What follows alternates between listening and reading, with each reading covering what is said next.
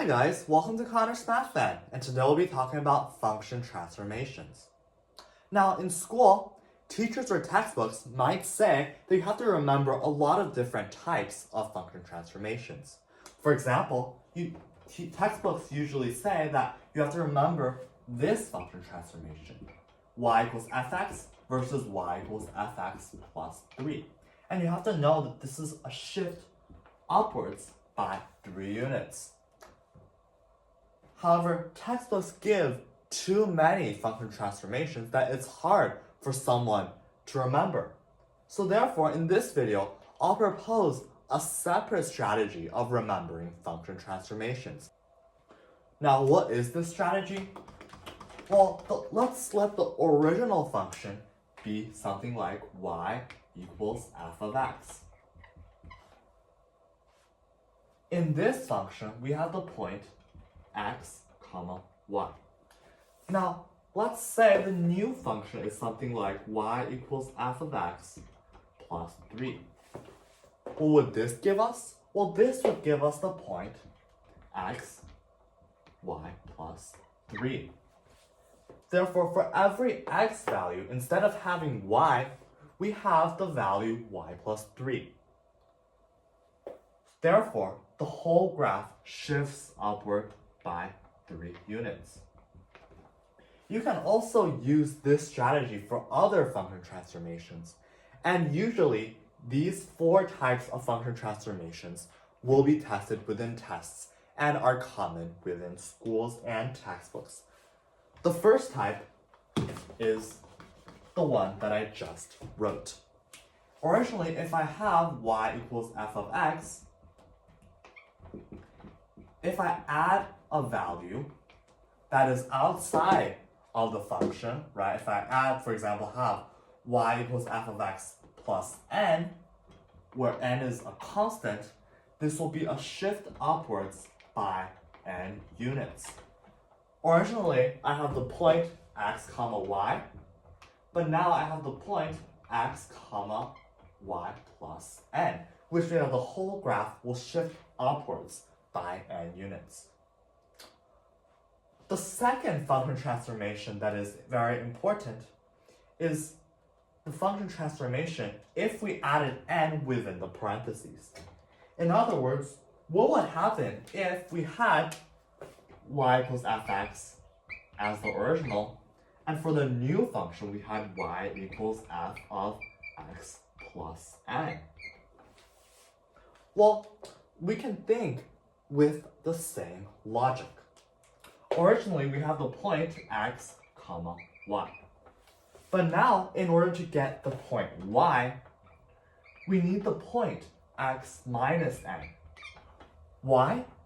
Because only if we have x minus n, this input, plus n, would that be fx, would that be y. Only if we plugged x minus n here, will we get y.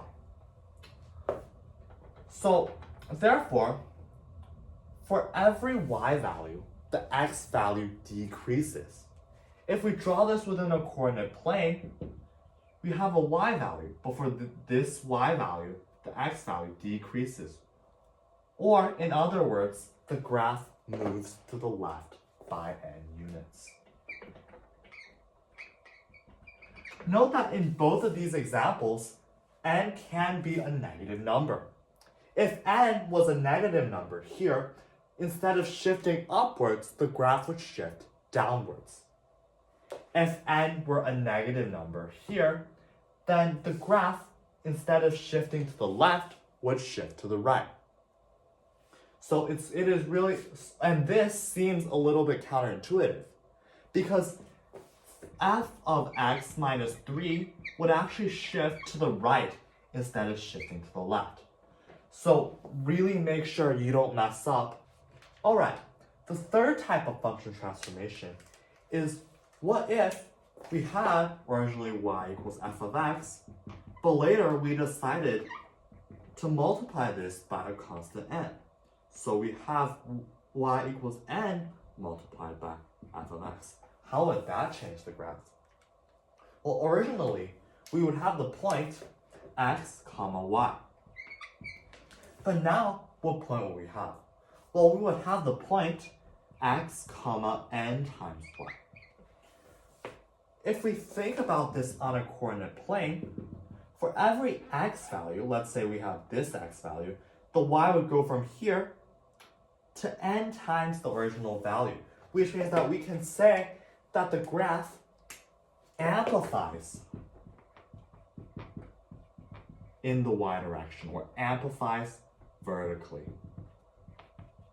by a scale factor of what? By a scale factor of n. But what if n was negative here? If n was negative, then the y would be negative, which would simply, instead of being here, we would reflect it across the x-axis. So if n were a negative number, the graph would reflect across the x-axis. Alright, the final function transformation is similar to this one, but instead the n is inside the parentheses. So y equals f of x becomes y equals f of nx. What would this do?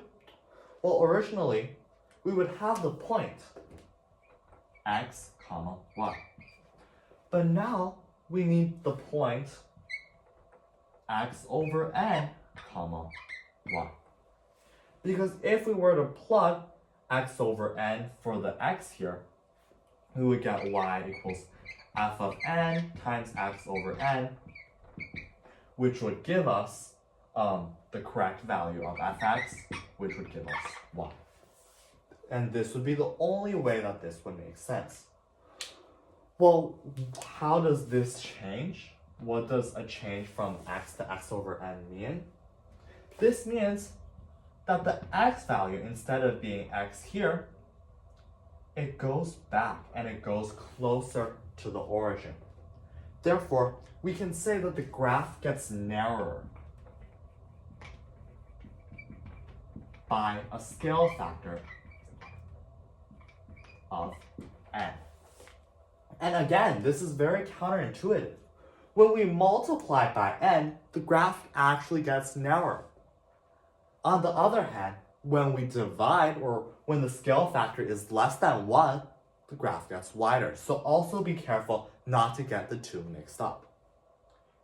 Now, I could also use this function, this idea of finding two coordinate planes that work for other function transformations, but these are the four main types that will be tested. Hopefully by the end of this video, you now know how to create coordinate points for function transformations, and you also know the four most common function transformations. If you like this video, please subscribe to Connor's Math Lab, and I hope to see you next time.